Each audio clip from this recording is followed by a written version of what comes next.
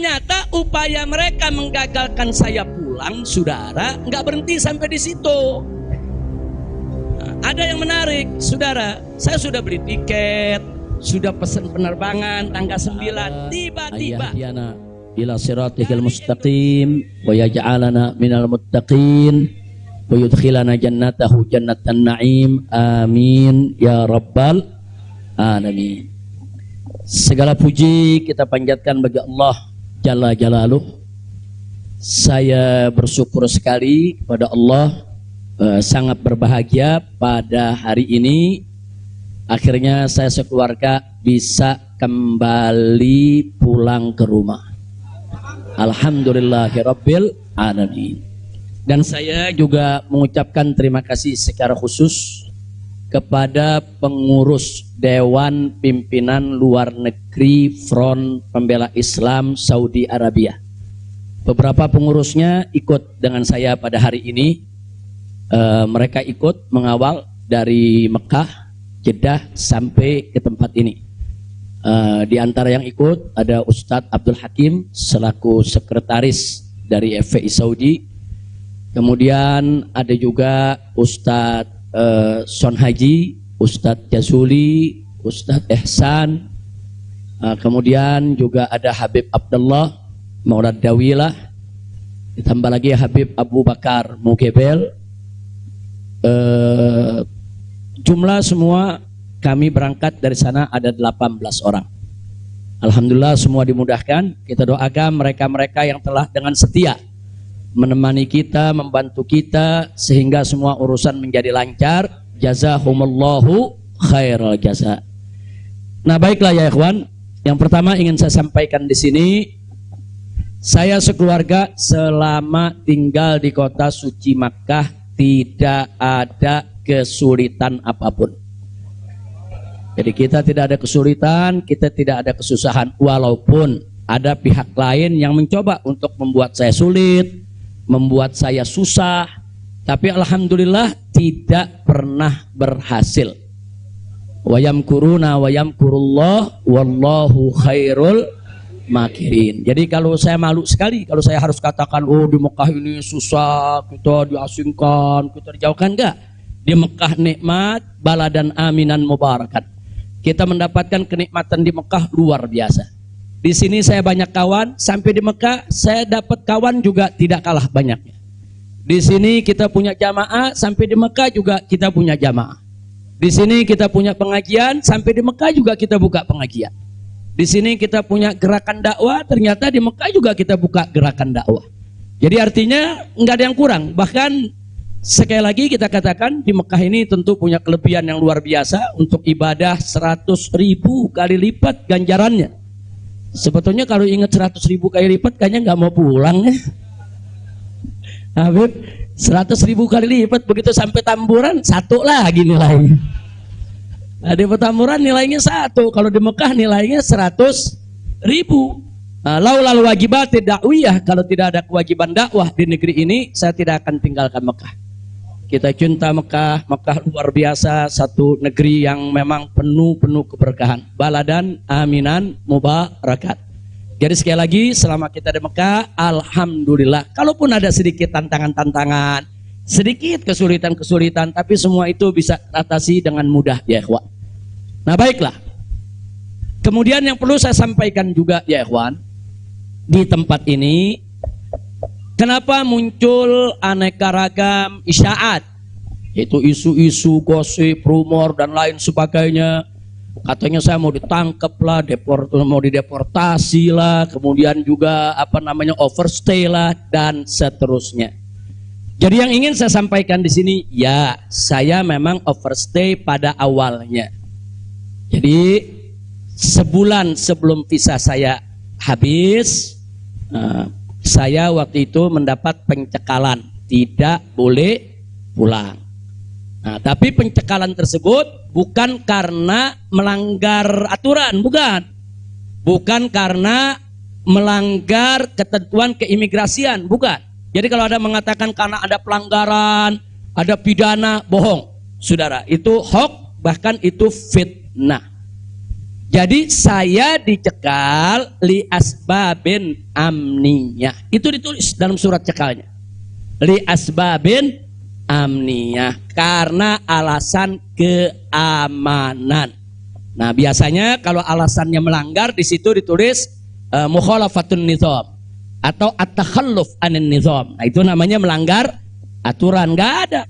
Di dokumen saya tidak ada kalimat at-takhalluf anin nizam atau mukhalafatun qanun, enggak ada. Yang ada adalah li asbabin amniyah, untuk alasan keamanan.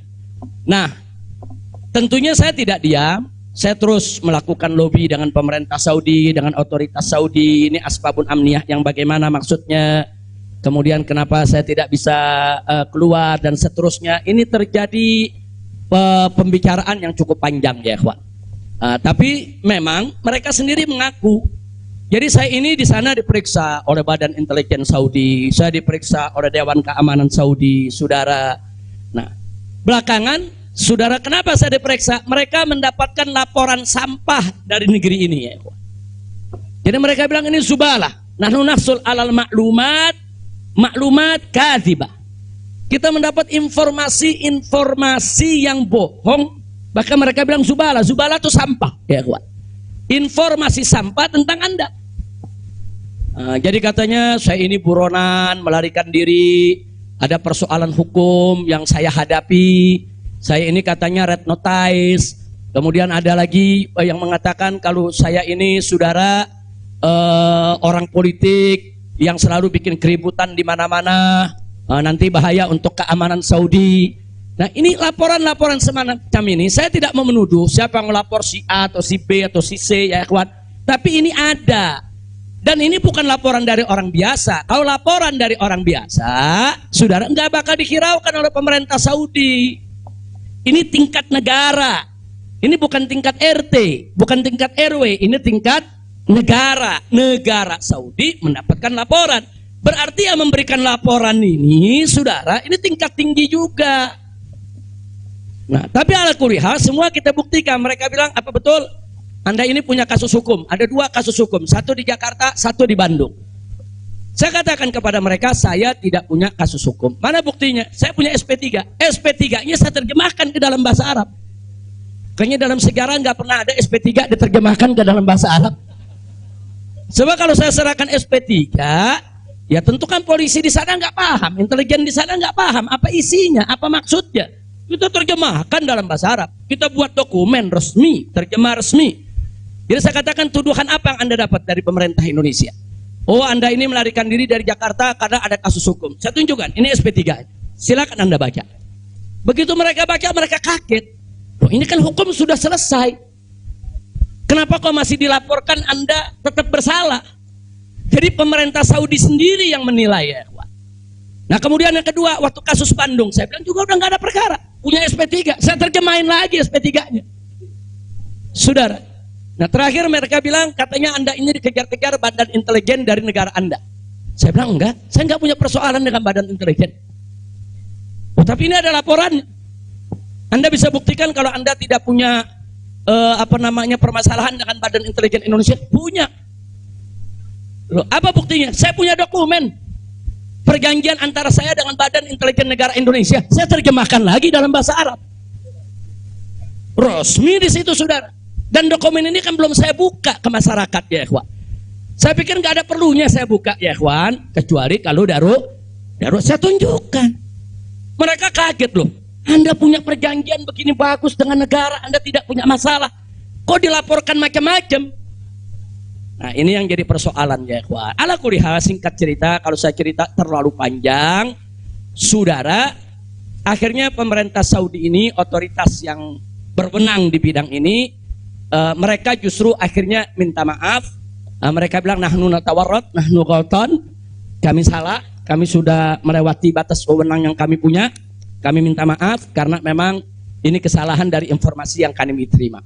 Nah, jadi supaya Anda tahu, akhirnya mereka tidak mengganggu kita sama sekali. Bahkan terakhir bukan lagi persoalan bayang safar, jangan kita deportasi. Saya ditawarkan, Habib, Anda mau pulang besok ke Indonesia atau Anda mau tinggal di sini selamanya? Silakan. Maka itu pada malam Ahad, Sabtu malam Ahad, sebelum saya pulang, saya ke Riyadh, saya diundang resmi ke Riyadh. Saya diundang resmi ke Riyadh, saya ketemu petinggi di sana ya kawan. Mereka tawarkan mau tinggal di sini, kita berikan igoma, kita berikan izin tinggal, mau seumur hidup pun boleh. Silakan Anda memutuskan. Enggak, saya enggak punya persoalan sama pemerintah Saudi, ya kawan. Jadi bohong kalau ada yang bilang saya punya persoalan. Jadi makanya kalau pejabat tuh jangan sembarang bicara. Kalau mau bicara tuh mesti punya data dong. Masa pejabat bicara nggak pakai data? Kalau nggak pakai data, pedagang kopi di warung-warung, ya kan dagang kopi di warung nggak pakai data. Ada kopinya seduh, pakai gula, selesai kasih. Kira-kira jelas gak? Ini kalau pejabat tingkat negara harus punya data ya kawan, nggak sembarangan. Tapi baiklah, kita bagian akhir. Jadi begitu mereka sudah tahu itu semua, semula saya mau dibikinkan bayan safar. Bayan safar itu exit permit, saudara. Nah, bayan safar itu ada dua. Ada izin keluar Saudi, saudara, karena orang melakukan pelanggaran. TKI yang melarikan diri dari majikan, atau umpamanya ada tenaga kerja yang melakukan pelanggaran pidana, mencuri, berkelahi, atau membunuh saudara. Nah, mereka ini kalau diusir dari Saudi itu namanya deportasi dengan bayan safar. Tapi ada juga jenis bayan safar lain. Nah, seperti apa? Seperti orang yang mendapat suaka politik, itu kan perlindungan. Atau seperti orang yang dicekal politik, seperti yang saya alami. Itu bukan pidana. Atau seperti mereka yang kehilangan warga negara, seperti orang-orang Rohingya yang tinggal di Mekah. Itu mereka nggak punya warga negara, saudara. Tapi kalau suatu ketika mereka mau pulang ke negerinya, diberikan bayan safar kalau mereka mau pulang. Nah, kalau mereka nggak mau pulang, mereka dijamin silakan tinggal di Saudi Arabia. Nah, jadi ini namanya bayan safar. Tapi ternyata terakhir karena mereka menyadari saya tidak bersalah, ini yang menarik ya. Mereka sendiri yang mengatakan, ya Syekh, Anda tidak layak untuk dapat bayan safar. Karena kalau Anda dapat bayan safar, nanti catatan overstay-nya itu nggak hilang. Nah, jadi dalam dokumen keimigrasian kan ada overstay, itu nggak hilang. Nah, walaupun Anda tidak dicegah, tapi catatan itu kan jadi buruk. Anda nggak pantas untuk mendapat catatan buruk karena Anda tidak bersalah. Jadi saya tanya, lalu apa mau diberikan? Jadi dibatalkan itu bayan safar. Lalu apa mau diberikan? Kami perpanjang visa Anda. Jadi selama 2 tahun lebih, 3 tahun setengah itu ya kawan, seolah-olah saya punya visa umurnya 3 tahun setengah. Tidak ada overstay ya kawan. Nah, cuman pada saat mereka tanya, mau diperpanjangnya sampai kapan ya Syekh? Dia tanya, saya mau sebulan, mau 2 bulan lagi. Saya katakan enggak, saya mau pulang tanggal 9 insya Allah. Jadi cukup bayan safar, bukan bayan safar, tamdidnya cukup sampai tanggal 11 ya kawan. Nah, cukup tanggal 11, tanggal 9 insya Allah saya pulang. Nah, jadi ini yang perlu saya sampaikan sekaligus klarifikasi, bohong. Kalau ada mengatakan saya melanggar aturan di sana, saya dicari, saya mau dipenjara, bohong. Nah, dan saya sesalkan kalau kalimat-kalimat semacam itu keluar dari mulut pejabat ya kawan. Kira-kira jelas tidak? Paham semua? Baik. Nah, ternyata upaya mereka menggagalkan saya pulang, saudara, nggak berhenti sampai di situ. Nah, ada yang menarik, saudara. Saya sudah beli tiket, sudah pesan penerbangan tanggal 9. Tiba-tiba dari Indonesia ini ada yang membuat email atas nama saya. Namanya Habib Muhammad Rizik Syihab. Saudara, pakai foto saya. Email ini dikirim ke travel tempat saya memesan tiket. Nah, apa isi pesannya? Bahwa kami tidak jadi berangkat, mohon dibatalkan. Kami punya jadwal. Jadi ada upaya begitu. Ini bukan. Jadi ada yang bilang, ini kan cuman pura-pura jadi korban. Ini pura-pura playing victim. Enggak, memang benar mau dibatalkan ya, kawan. Tapi ala kulihal travelnya telepon langsung ke kita, apa betul Anda ingin membatalkan? Kita bilang enggak, ini ada email dari nama Anda. Saya katakan itu email palsu. Nah, ala kulihal tidak dibatalkan. Tapi enggak puas sampai di situ, ya kawan. Malam Ahad kemarin, malam Ahad yang lalu, pada saat saya ke Riyadh, ada gerakan lagi. Mereka membuat email atas nama travel tempat saya beli tiket. Nah, travel ini kan ngambil tiketnya ke bagian marketing Saudi ya ikhwan. Ternyata kursi Saudi itu sudah diborong oleh marketing di Turki, di Istanbul. Jadi dibuatlah email atas nama travel, dikirim ke Istanbul. Minta supaya jadwal saya, istri dan 2 putri saya dibatalkan. Dan dibatalkan. Nah, jadi malam-malam Ahad itu sudah batal. Saya punya jadwal ya ikhwan. Tapi saya katakan kepada teman-teman pengurus FPI di Mekah, jangan diumumkan. Diam, kalau diumumkan ini nanti, kalau ini diumumkan ya ikhwan, padahal kita kan masih punya peluang untuk melawan itu. Kita masih punya peluang untuk memperbaharui. Kita masih punya peluang untuk beli tiket lain. Maka itu kita diam, tidak kita umumkan. Kalau yang pertama kita umumkan. Pembatalan yang pertama itu kita umumkan. Yang kedua tidak kita umumkan. Nah, tujuan saya kedua untuk tidak diumumkan apa? Supaya musuh-musuh, penjahat-penjahat, bajingan-bajingan yang membuat itu sudah merasa menang ya ikhwan. Dia kan merasa menang, ketawa-ketawa. Udah batal lo. Besok kalau lo ke airport, begitu masuk ke counter, nama sudah tidak ada. Biarin aja dia senang ya ikhwan. Gak apa-apa, biar dia senang. Jadi sengaja kita biarkan. Nah, kemudian kita hubungi travel yang ada, kita minta untuk ganti kode booking. Nah, ada tambahan biaya, kita tambah biayanya. Tetap kita minta tanggal itu untuk kita dapat kursi. Dan kita dapat. Kita diam ya ikhwan. Kita nggak umumkan kalau kita punya tiket baru. Nah, ini kita tidak umumkan. Lancar semua. Tapi ternyata jebol juga informasi ke mereka kalau saya punya tiket baru ya ikhwan. Lalu apa yang terjadi? Pesawat berangkat jam 7. Dari jam 11 siang saya sudah kirim orang untuk check-in. Jam 2 kita sudah full semua, kita sudah dapat check-in. Barang sudah masuk. Tiba-tiba jam 4 sore di airport dapat panggilan, saya punya putri yang satu tiketnya batal.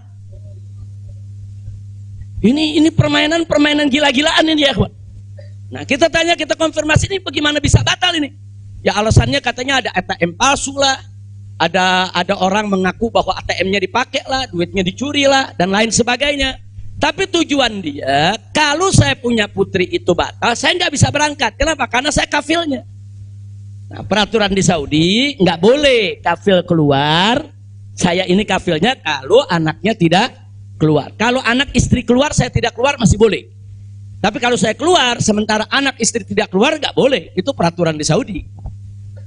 Jadi sekarang dia batalkan satu supaya saya nggak ikut berangkat ya, kawan. Nah, jadi ini terjadi. Nah, jam 4 sore itu kita berkutat. Tapi alhamdulillah, saudara, otoritas Saudi bantu kita. Mereka juga terkaget-kaget. Oh, ini ada apa ini? Kok pembatalan bisa begini? Mereka nggak pernah alami ini semua ya, kawan. Nah, akhirnya jam 5 sore semua bisa teratasi. Jam 6 sore kita sudah masuk ke ruang tunggu dan jam 7 kita sudah bisa berangkat. Alhamdulillah. Nah, di sini yang saya ingin sampaikan ya, kawan. Kalau Allah sudah menentukan kita pulang, mau kekuatan apapun yang mencoba untuk menghalangi tidak akan pernah mampu untuk melawan kehendak Allah. Alhamdulillah. Dan Nabi sudah mengingatkan kita, saudara. Sudah mengingatkan kita dari jauh-jauh hari, hatta manusia dan jin ini bersatu untuk memberikan manfaat kepada engkau, tidak akan pernah bisa kecuali manfaat yang sudah ditetapkan oleh Allah. Begitu juga saudara, manusia dan jin rame-rame bersatu untuk mencelakakanmu, saudara. Tidak akan pernah kamu bisa celaka kecuali sesuatu yang sudah ditetapkan oleh Allah. Maka itu saya mengajak semua di sini belajar dari ini semua. Saudara, dekatkan diri kepada Allah, tingkatkan tawakal kita, jangan takut dengan orang-orang yang ingin berbuat jahat kepada kita semua. Nggak usah khawatir. Wa yamkuruna wa yamkurullah wallahu khairul. Makin tancapkan dalam diri kita la haula wala quwwata illa billahil aliyil azim. Tancapkan itu ya kawan. Jangan pernah takut. Nah, buktinya akhirnya kita bisa pulang. Alhamdulillah. Hada min fadli rabbi liyabluwani ashkur am akfur ya kawan. Dan memang kemarin itu pada saat saya ke imigrasi Saudi, mereka juga bingung. Karena ini bukan urusan imigrasi, tapi ini otoritas keamanan nasional Saudi. Mereka bilang nggak pernah ada orang pakai bisa ziarah orang asing, bisa hidup 3,5 tahun di Saudi tanpa denda, tanpa blacklist. Nah, ini semua karunia dari Allah. dari Allah. Jadi tidak benar kalau kita di sana kesulitan, kesusahan, enggak. Kita di sana senang, kita di sana bahagia, bahkan sedih sekali kita tinggalkan Mekah kalau tidak ada kewajiban dakwah di sini. Sekali lagi saya katakan, saya tidak ingin meninggalkan Mekah. Di Mekah semua Allah ganti, lebih indah yang Allah ganti ya kawan. Saya di sana rezeki mengalir terus, makan, minum semua serba berkecukupan, dikit Allah tidak kurangi. Bahkan apa yang kita dapatkan di sana jauh lebih nikmat, lebih berkah ketimbang sebelum saya ke kota suci Makkah. Jadi sekali lagi, alhamdulillah, kalau kita berjuang di jalan Allah, percayalah Allah tidak akan pernah meninggalkan kita. Enggak, Allah enggak bakal tinggalin kita ya kawan. Dimanapun kita berada, Allah enggak bakal tinggalkan kita. Kalau kita berjuang untuk Allah, intan surullah yansurkum. Jika kamu ya ayyuhalladzina amanu, hai orang-orang yang beriman, intan surullah, jika kamu memenangkan Allah, membela Allah, berjuang untuk Allah, yansurkum, niscaya pasti Allah akan memenangkan kamu sekalian. Jadi jangan takut. Allah dengan caranya Allah punya kemauan ya kawan. Allah akan selamatkan kita, Allah akan lindungi kita, Allah akan beri keberkahan kepada kita. Dan selama di Mekah, alhamdulillah, saya juga sudah menyelesaikan yaitu disertasi doktor saya sebanyak 1000 halaman ya kawan, dalam bahasa Arab. Alhamdulillah semua berkah. Dan saya punya putri juga yang tinggal di Mekah, akhirnya punya kesempatan menghafal Al-Quran. Akhirnya mereka sudah lebih dari 10 juz hafal Al-Quran. Ini semua yang di sini kita nggak dapat, di Mekah kita dapat. Alhamdulillah, setiap tahun kita bisa melaksanakan ibadah haji, setiap minggu kita bisa melaksanakan ibadah umroh, kita bisa iktikaf di masjid bebas. Saya bisa ke Madinah, ke Jeddah, ke Taif, ziarah kemana-mana tempat, tidak pernah dilarang oleh otoritas Saudi. Jadi sekali lagi saya tandaskan, kalau ada mengatakan di sana saya nih kriminal, melanggar hukum, berurusan dengan hukum Saudi, bohong. Nah begitu, sekali lagi lewat forum ini saya ingin sampaikan terima kasih kepada pemerintah Saudi. Saya sampaikan terima kasih kepada pemerintah Saudi dan apresiasi yang tinggi, di mana selama keberadaan saya 3,5 tahun di sana, mereka telah memperlakukan saya secara baik, kemudian mereka telah memberikan segala kemudahan. Jazahumullahu khairal jaza. Ya kita yang baik kita apresiasi, yang tidak baik kita kritisi. Nah, jadi kalau ada mengatakan Habib kok terima kasihnya sama pemerintah Saudi aja, pemerintah Indonesia bagaimana? Ya baik dulu dong. Kalau baik nanti kita terima kasih. Kira-kira betul gak? Betul gak? Kalau pemerintah baik wajib gak terima kasih? Wajib, kita apresiasi. Kok Habib belum terima kasih? Ya belum baik. Tunggu baik dulu. Kalau baik kita terima kasih. Kayak kemarin Pak Mahfud mengumumkan yang mau jemput silakan. Nah baik gak tuh? Kita terima kasih. Terima kasih Pak Mahfud. Umat akhirnya diizinkan untuk menjemput. Alhamdulillah. Tapi pada saat Pak Mahfud bilang Habib Rizik ini deportasi kriminal, itu baik apa? Enggak terima kasih. Jadi kita objektif aja. Yang baik kita terima kasih, yang gak baik kita luruskan, insya Allah. Nah ini yang saya mau sampaikan semua. Jadi tenang-tenang saja, biarkan nanti beri kesempatan saya supaya istirahat dulu. Ya ikhwan, insya Allah nanti kita dakwah lagi, kita keliling lagi, bikin pengajian lagi. Mudah-mudahan Allah Subhanahu wa taala memudahkan segala urusan kita. Jadi di sini saya mau tandaskan sebelum saya akhiri, sekali lagi kita yang ada di sini, habaib ulama, sekali lagi kita bukan musuh pemerintah. Kita bukan musuh negara, kita bukan musuh tentara, kita bukan musuh polisi, kita musuh kezaliman, kita musuh kecurangan, kita musuh kemunafikan, kita musuh segala kejahatan. Betul? Betul? Nggak ada kompromi saudara. Melawan kezaliman, kemunafikan, kejahatan, tidak ada kompromi. Kalau ada mengatakan Habib Rizik, bisakah ke depan ini kita melakukan rekonsiliasi? Saya katakan sekali lagi, rekonsiliasi hanya bisa berdiri atas dasar niat dan tekad yang baik ya kawan. Tapi kalau rekonsiliasi berdiri atas dasar kecurangan, kezaliman, kejahatan, saudara, tidak mungkin. Tidak ada rekonsiliasi saudara. Tidak ada rekonsiliasi saudara kalau kezaliman dibiarkan. Kira-kira jelas tidak? Takbir. Nah, jadi selama pemerintah baik, kita akan apresiasi, kita akan terima kasih. Tapi kalau mereka membuat aturan-aturan yang merugikan rakyat, yang merusak agama, saudara, yang menghancurkan akhlak, wajib untuk kita lawan. Tidak boleh kita diam ya, ikhwan. Takbir. Takbir. tahir? Siap revolusi akhlak? Shallu ala nabi. Itu yang saya mau sampaikan. Jadi sekali lagi, jadi jangan nanti dipelintir-pelintir. Kita ini musuh negara lah, musuh pemerintah lah, musuh menteri. Enggak ada. Loh, kita enggak bersaing untuk nyari jabatan kok ya, Ikhwan. Enggak, kita enggak nyari jabatan. Kita bukan orang partai, kita bukan pejabat, kita bukan anggota DPR. Enggak, kita hanya menginginkan negara ini baik. Nah, ayo kita hijrah minad dzulumati ilan nur. Kita hijrah minal maksiyah ilat ta'ah. Kita hijrah minal khabith ila thayyib. Kita hijrah dong minas sayyiat ilal hasanat. Kita hijrah ya ikhwan.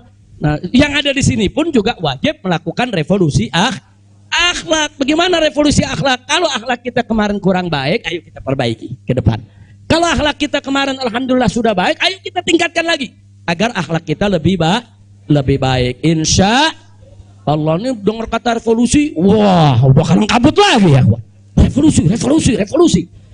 Revolusi itu perubahan drastis. Revolusi itu maknanya perubahan drastis dan mendasar.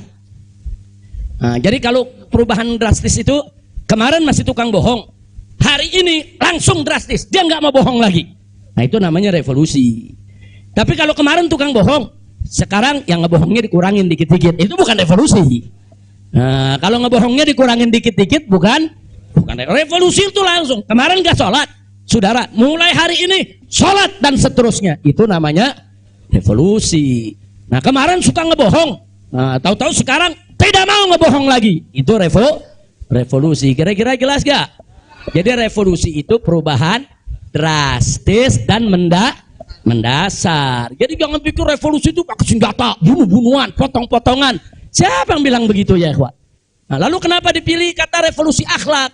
Kenapa bukan revolusi moral, revolusi budi pekerti, revolusi mental? Saudara, karena kata akhlak itulah yang dipakai oleh Nabi kita Muhammad Sallallahu Alaihi Wasallam. Nggak ada kata yang lebih baik kita pilih kecuali kata yang digunakan oleh Nabi Muhammad Sallallahu Alaihi Wasallam. Kalau kita mau tahu siapa itu bapak revolusi akhlak di dunia, ya Nabi kita.